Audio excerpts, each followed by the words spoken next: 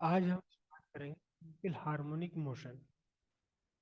Simple harmonic motion का ही extended form है wave, और फिर वेव का एक्सटेंडेड फॉर्म है वेव ऑप्टिक्स। सब कुछ आपस में एक दूसरे से रिलेटेड है।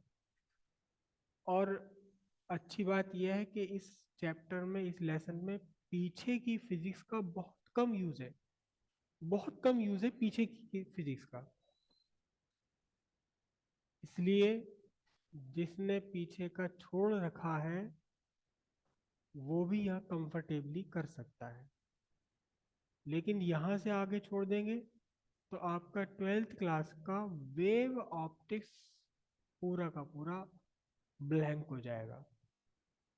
बिल्कुल राइट नाउ जहाँ से हम शुरू कर रहे हैं, यहाँ तक की बिल्कुल बेसिक प्रिंसिपल्स बार बार यूज होते रहेंगे वेव ऑप्टिक्स में, जो आपका ट्वेल्थ क्लास का लेसन है। ठीक है, हेडिंग डालते हैं simple harmonic motion. Simple harmonic motion.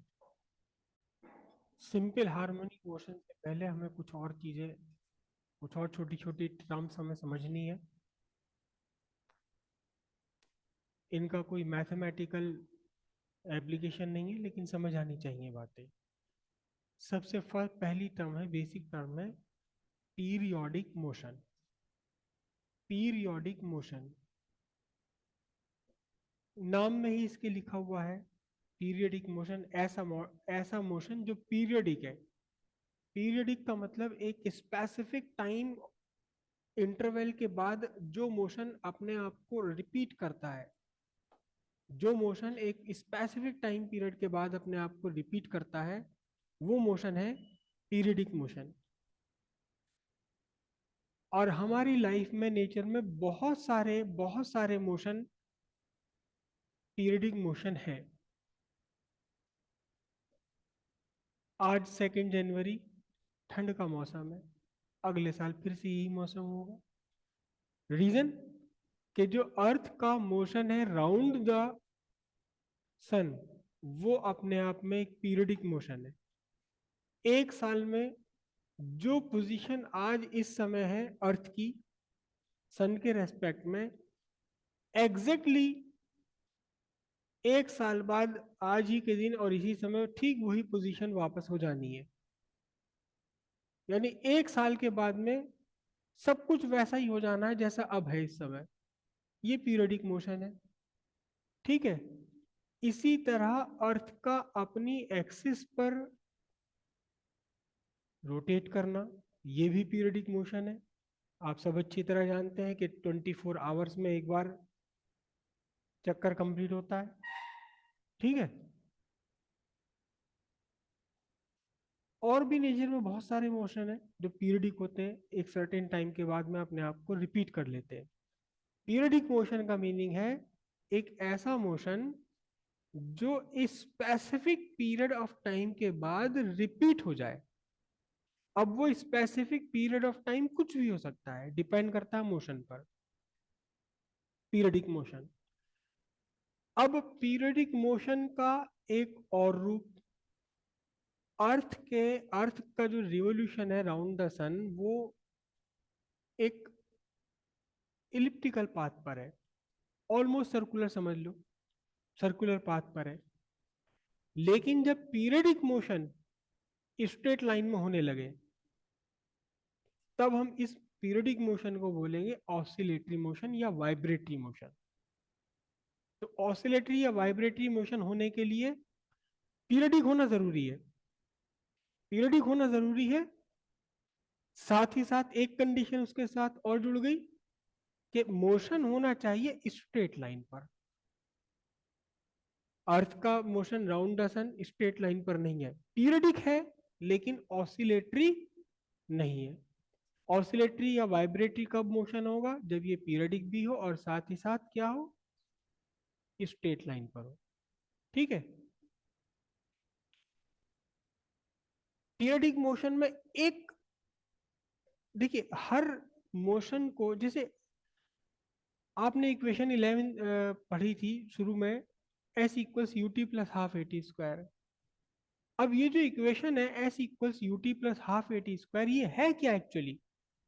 ये है क्या? S equals U T plus half A T square, ये इक्वेशन ये है क्या? हम्म। हाँ रिलेशन तो है, खैर ठीक है रिलेशन है ये, लेकिन ये this is equation of motion. लेकिन इक्वेशन ऑफ मोशन में भी हर तरह के मोशन की इक्वेशन नहीं है ये। किस मोशन क्या है? इसमें कंडीशंस अप्लाइड है। नहीं नहीं, एक्सीलरेशन कांस्टेंट तो बाद में देखा जाएगा। It represent equation motion of a body in straight line. Straight line motion के लिए विद कांस्टेंट एक्सीलरेशन, है ना? ये तो बहुत बहुत सिंपलेस्ट मोशन है। बिल्कुल सिंपलेस्ट मोशन है कि सीधी स्ट्रेट लाइन में कोई बॉडी चलती चली जा रही है, उसमें एक्सीलरेशन है या नहीं है तो भी यही इक्वेशन लगेगी। एक्सीलरेशन अगर नहीं है तो ये वाला पार्ट इसमें हट जाएगा, एक्सीलरेशन जीरो हो जाएगा। अब अगर अर्थ का सर्कुलर मोशन आप लें, राउंड अर्थ, तो उस मोशन को भी हम एक इक्वेशन से रिप्रेजेंट कर सकते हैं। वो मोशन हो जाएगा कौन सा? वो इक्वेशन हो जाएगी सर्कुलर मोशन के लिए इक्वेशन। बेसिकली जब भी हम किसी मोशन को मैथमेटिकल इक्वेशन की फॉर्म में रिप्रेजेंट करते हैं, तो आपका इक्वेशन का सब्जेक्ट होता है डिस्प्लेसमेंट। जैसे S equals U T plus half A T square में एस आपका क्या है? डिस्प्लेसमेंट है from the start of observation at time T. तो S equals U T plus half A T square, ये आपकी मोशन ऑफ स्ट्रेट लाइन हो गया। ठीक है। अब पहला हमने पढ़ा समझा क्या? Periodic motion. पीरियडिक मोशन में एक कंडीशन लग गई क्या? कि स्ट्रेट लाइन पर हो। तो हो गया कौन सा वो? Oscillatory motion. एक कंडीशन और लग गई इसके अंदर कि अगर आप इस पीरियडिक और इस वाइब्रेटरी मोशन को एक इक्वेशन से रिप्रेजेंट कर पाए, और कैसी इक्वेशन? जिस इक्वेशन में एक ट्रिग्नोमेट्रिक फंक्शन आ रहा हो, साइन आ रहा हो, कॉस आ रहा हो, ट्रिग्नोमेट्रिक फंक्शन आ रहा हो, तब हम इसे क्या बोलेंगे? हार्मोनिक मोशन बोल देंगे। पीरियडिक, पीरियडिक के साथ एक कंडीशन लगी स्ट्रेट लाइन पर, तो ऑसिलेटरी हो गया। ठीक है। यहां आपका ये सन, और यहां ये मूव कर रही है इसके चारों तरफ अर्थ। ठीक है।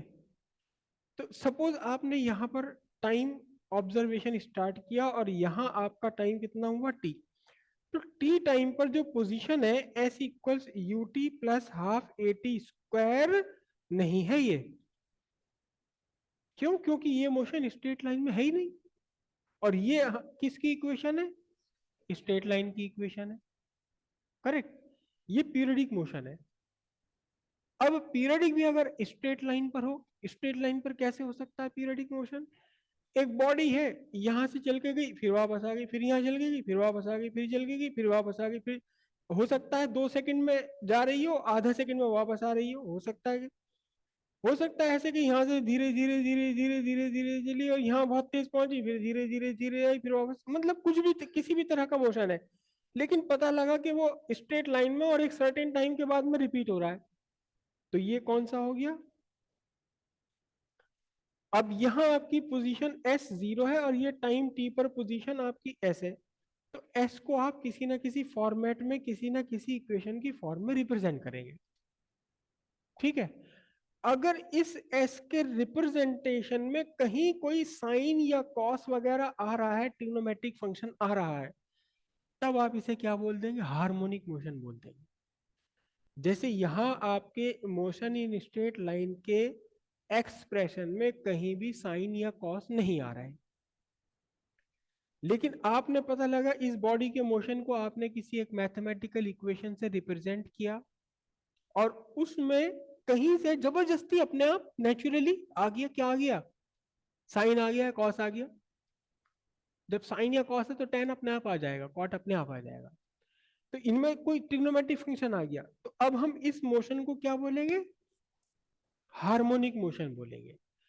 वो चाहे साइन या कॉस किसी भी रूप में आ रहा हो, हजारों एग्जाम्पल उसके बन सकते हैं, यहां हम उनके चक्कर में नहीं पड़ रहे। ठीक है, क्लियर है इतनी बात? तो हार्मोनिक मोशन के लिए तीन कंडीशंस हो गई कंपलसरी। पहली कंडीशन कि ये पीरियोडिक होना चाहिए, दूसरा मोशन, दूसरी कंडीशन कि स्ट्रेट लाइन होनी चाहिए, तीसरी कंडीशन कि इस मोशन को रिप्रेजेंट हम जिस मैथमेटिकल इक्वेशन से करेंगे उसमें कोई साइन फंक्शन, साइन या कॉस आ जाना चाहिए, कोई ट्रिग्नोमेट्रिक फंक्शन उसके अंदर आ जाना चाहिए, किसी भी रूप में आ जाए चाहे वो। तो ये हार्मोनिक हो गया। अब एक कंडीशन और जुड़ गई यहां पर, जिसको हमने पूरा डिटेल में स्टडी करना है, जिसे हम कहते हैं सिंपल हार्मोनिक मोशन। एक कंडीशन और जुड़ गई। ठीक है, पहले इस कंडीशन को हम डिस्कस कर लेते हैं, फिर उसके बाद देखेंगे कि वो कंडीशन है क्या। एक बॉडी है, ये अपने इस पॉइंट से चलती है, जिसे हम अक्सर रिप्रेजेंट करते हैं ओ से, ओरिजिन इसे हम बोल देते हैं। यहां से चली, बॉडी जा रही जा रही जा रही जा रही जा रही जा रही, चल रही है, एक साइड में बॉडी का मोशन है, चल रहा है। ये तीन कंडीशंस को फुलफिल कर रही है। कौन सी condition? Periodic. Second condition straight line. Third condition कि इसके फंक्शन में साइन या कॉस आ रहा है, इसके रिप्रेजेंटेशन में हार्मोनिक है ये। साथ ही साथ ये एक कंडीशन और फुलफिल कर रही है। क्या कंडीशन है, क्या फुलफिल कर रही कंडीशन? फुलफिल ये कर रही है कि जितना ज्यादा डिस्टेंस होता चला जा रहा है, कहां से? अपनी स्टार्ट पोजीशन से। जितना ज्यादा दूर जा रही है अपनी स्टार्ट पोजीशन से, इसका एक्सेलरेशन बढ़ता चला जा रहा है। स्टार्ट पोजीशन पर जीरो एक्सेलरेशन से चली, सर्टेन इनिशियल वेलोसिटी के साथ में।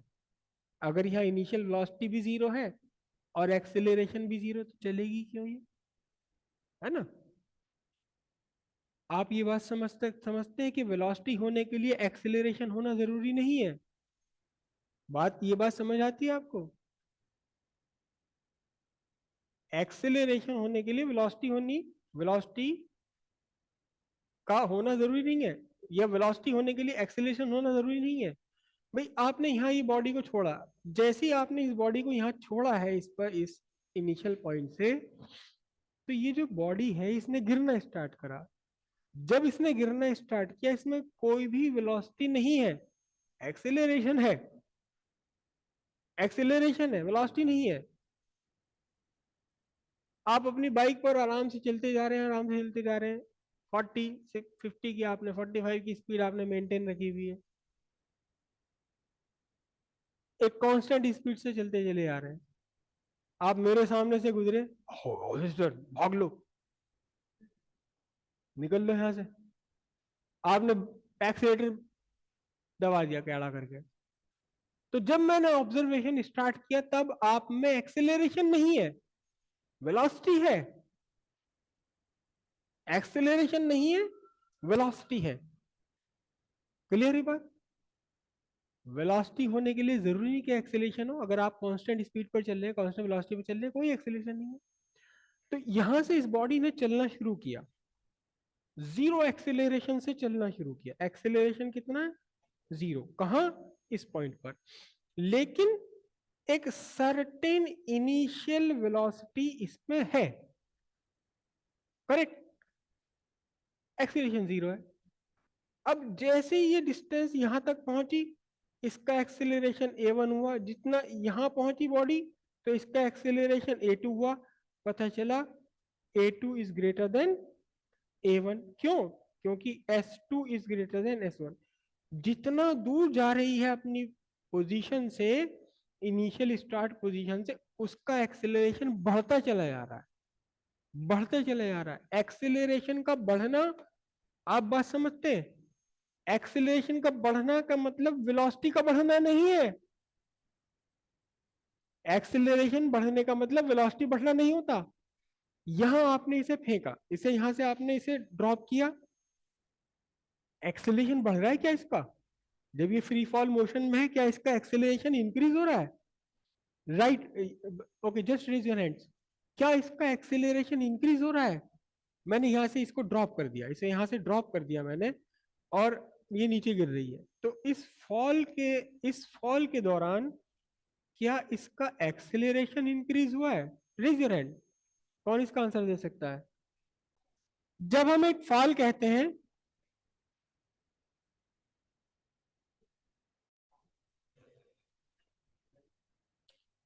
जब हम इस फॉल कहते हैं, ये फॉल कहते हैं इसे, फॉल का मतलब कुछ मीटर तक का फॉल, इस फॉल में ग्रेविटेशनल एक्सिलरेशन में कोई चेंज नहीं हो रहा, ना इंक्रीज हो रहा ना डिक्रीज हो रहा, इसके गिरने की एक्सेलरेशन में कोई चेंज नहीं है, लेकिन वेलोसिटी लगातार इंक्रीज हो रही है, वेलोसिटी में इंक्रीज हो रहा है।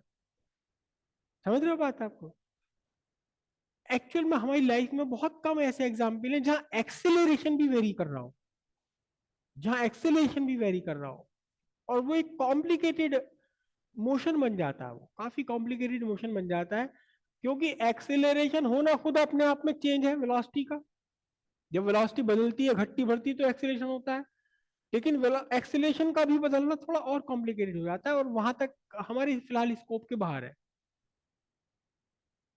लेकिन यहाँ क्या है, यहाँ एक ऐसा मोशन है कि जब जीरो पर अपनी ओरिजिनल जहां से स्टार्ट करा वहां तो एक्सेलरेशन था जीरो, और थोड़ा सा आगे गया तो एक्सेलरेशन बढ़ गया, आगे गया एक्सेलरेशन और बढ़ गया, आगे गया एक्सेलरेशन और बढ़ गया, जितना दूर जाता जा रहा है उतना ही एक्सेलरेशन बढ़ता चला जा रहा है। अभी हम मैथमेटिकल इक्वेशन जब इसकी फाइंड करेंगे वो आपको क्लियर हो जाएगा।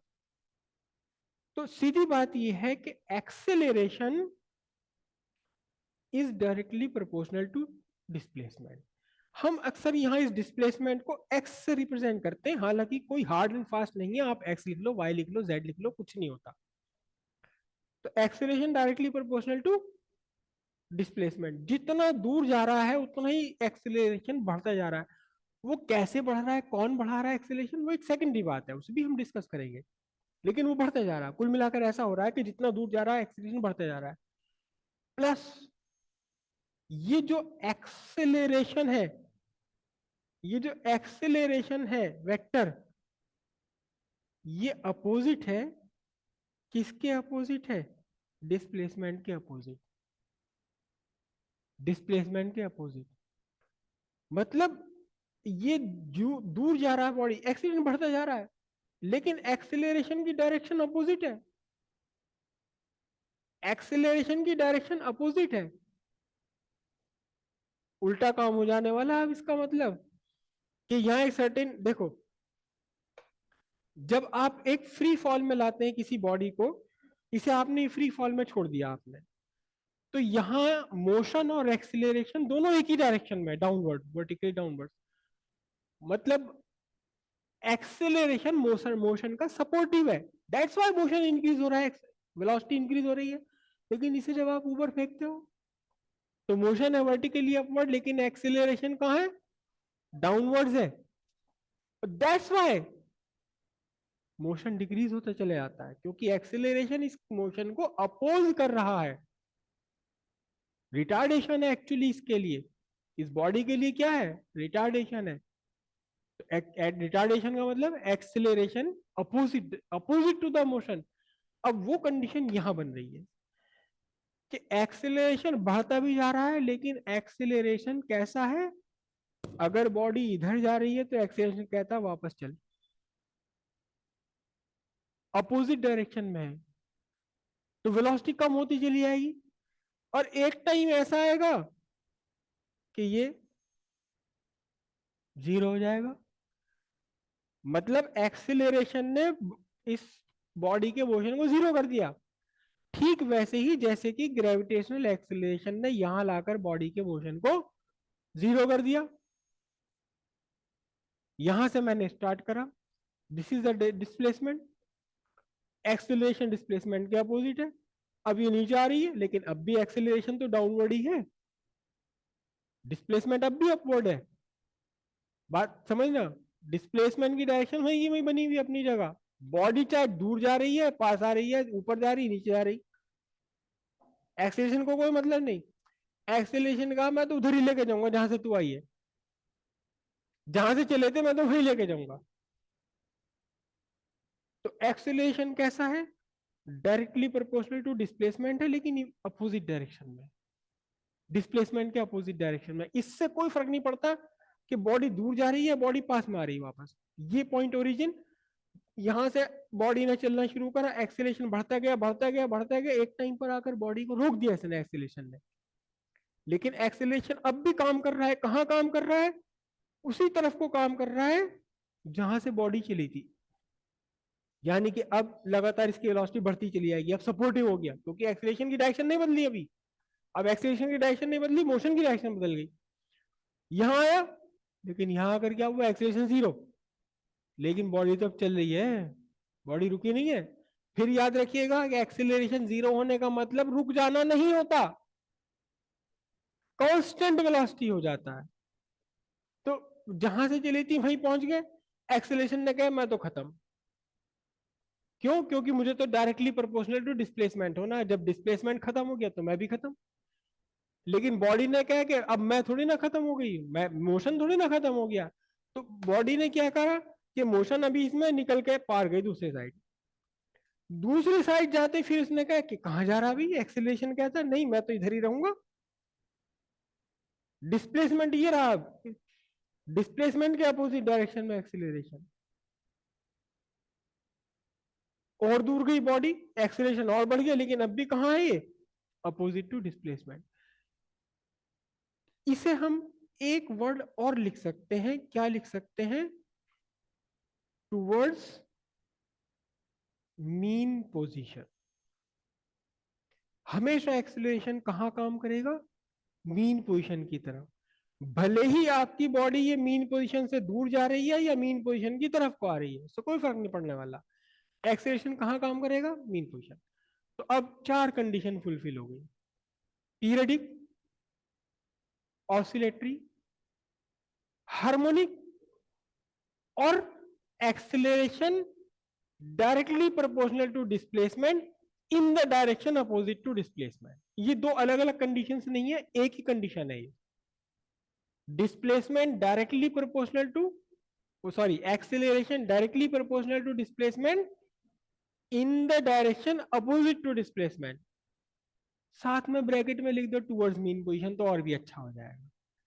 जहां ये चारों की चारों कंडीशंस फुलफिल हो गई, अब कहेंगे कि motion of body is simple harmonic motion. ठीक है? तो जब हम इसकी इक्वेशन बनाएंगे,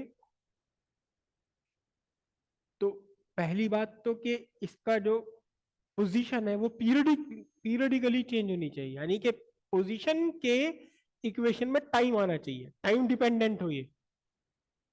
सेकंड, स्ट्रेट लाइन हो। जो डिस्प्लेसमेंट है वो एक ही लाइन पर होना चाहिए, कहीं और नहीं। हालांकि कभी कभार, कई बार ऐसे भी होगा कि डिस्प्लेसमेंट थोड़ा सा कर्व है, इसे हम स्ट्रेट लाइन मान लेंगे for a very small curve, for large curvature, for large radius of curvature. तीसरी बात क्या? कि इसमें साइन कॉस आ जाए कहीं ना कहीं किसी तरह से। और चौथी कंडीशन क्या? कि displacement directly proportional to, sorry, acceleration directly proportional to displacement acting in the direction opposite to the displacement. चारों कंडीशन फुलफिल होते ही हम कहेंगे कि अब इस बॉडी का जो मोशन है वो सिंपल हार्मोनिक मोशन है। इस सिंपल हार्मोनिक मोशन की इक्वेशन फाइंड करेंगे। क्या इक्वेशन है? और इसकी बहुत बढ़िया डिटेल स्टडी है आपके सिलेबस में, सिंपल हार्मोनिक मोशन की। ठीक है? तो हेडिंग डालते हैं हम। फर्स्ट हेडिंग डालते हैं periodic motion. Periodic motion, the motion that repeat itself after certain or specific period of time. Second heading oscillatory motion और वाइब्रेटरी मोशन। लिखिए, the periodic motion in straight line. Next, harmonic motion, oscillatory motion that can be represented in terms of function of a trigonometric ratio. Next, simple harmonic motion. harmonic motion of a body such that the acceleration of body is directly proportional to the displacement of body from its mean position, always acting opposite to the direction of displacement towards mean position.